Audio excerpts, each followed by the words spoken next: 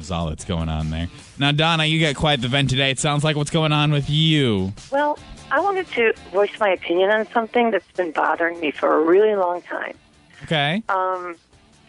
I tried writing the newspaper and contacting TV stations, but nobody seems to want to help me with this. So that's why I'm calling you guys. What's the issue? Well, over the past few years, I've been involved in 3 separate car accidents involving deer. Mm-hmm. With the population and everything. Each of these incidents, they've occurred shortly after I saw a deer crossing sign on the highway. Well, my frustration is that Minnesota and North Dakota Departments of Transportation would allow these deer crossings to be in such high traffic areas. I mean, I've even seen them on the interstate. Why are we encouraging deer to cross at the interstate? I don't get it. That's such a high traffic area.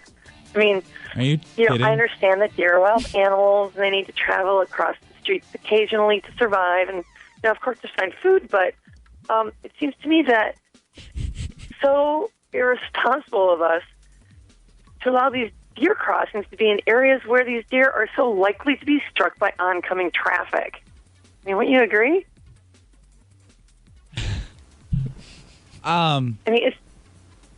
It's just, you think they would put deer crossings maybe, in, smaller towns, maybe during at a school crossing. It would be a safer place for them to cross. Wait. Put the deer crossing sign. Deer crossings aren't telling deer that it's safe to cross there. It's just more of like an alert for drivers so they know it's like a high deer population. The government put the deer crossings there. They can direct the deer population anywhere they want to by moving that deer crossing sign. I mean, why in the world would they place it on the highway or the interstate? There are so many other places I can think of than putting the deer crossing signs on busy highways and interstates. You seem to be under the misunderstanding that the deer are somehow attracted to the deer crossing sign. Well, yeah, the deer crossing sign is there to allow the deer to know that's where they need to cross. Right. And all these car accidents you had involved a deer after you'd saw a deer crossing sign. Exactly. I mean, I'm trying to watch out for the deer, but speed limit's 55, 65. How am I supposed to, you can't brake really quick if if the deer just is crossing in that deer crossing area. So you'd like to see these signs move somewhere safer? Right. If we can move them, don't put deer crossing signs on the interstate or freeways. Put them in lower traffic areas. Somewhere where the speed limit's a lot slower. Uh-huh. Maybe small towns. I don't know. I think school crossings is a good idea. Well, listen, we will.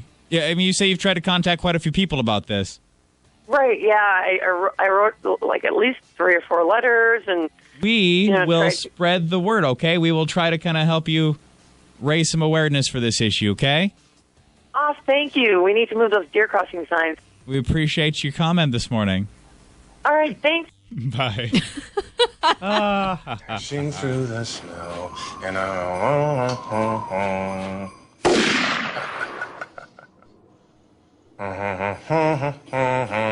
laughing all the way, ha ha ha.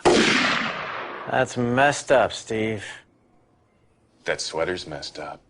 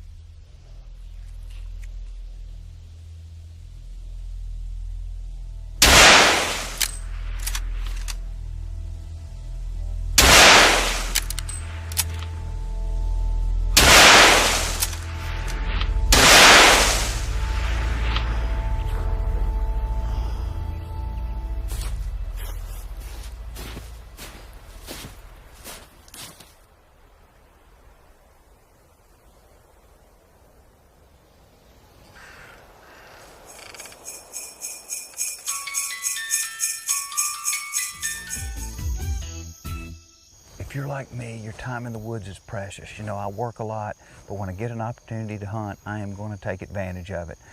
Today I didn't get a chance to get real far from home, but I got great conditions here. The weather's perfect. Got a lot of acorns on the ground, and when I don't have much time to hunt, I try to hunt a little bit more aggressively.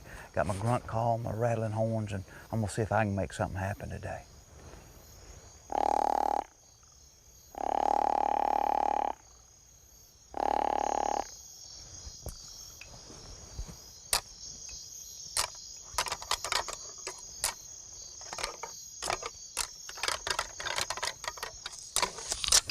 Dad, Mom wants you to open the jar of pickles. Did you tell her I was hunting? Listen, go back and tell her I'm hunting, all right? And tell her to quit frying that bacon. It's right downwind of where I'm trying to hunt. Hunting with your hands tied. And y'all turn the TV down, too.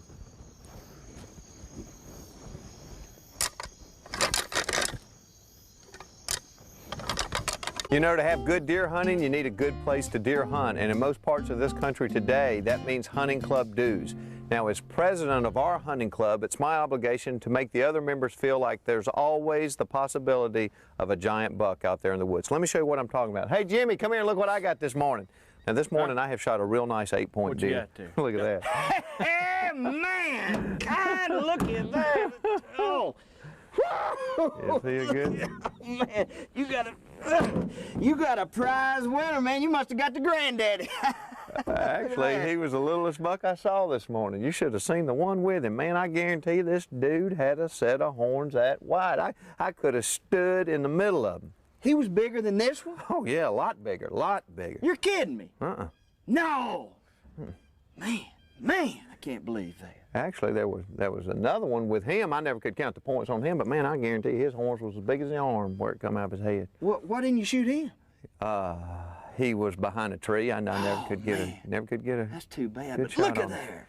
Man, I hadn't seen one. You've seen 3. No, actually, I saw 4. There was one on the edge of the woods, never would come out, that I swear was the biggest one of all. I'm telling you, man, this deer looked like an elk. He might have been an elk. I don't know. Maybe an elk got out of the state park and wandered up here or something. Man, I can't believe that. Where were you? Down there in the cornfield, down the Cadillac stand, back here in the back end.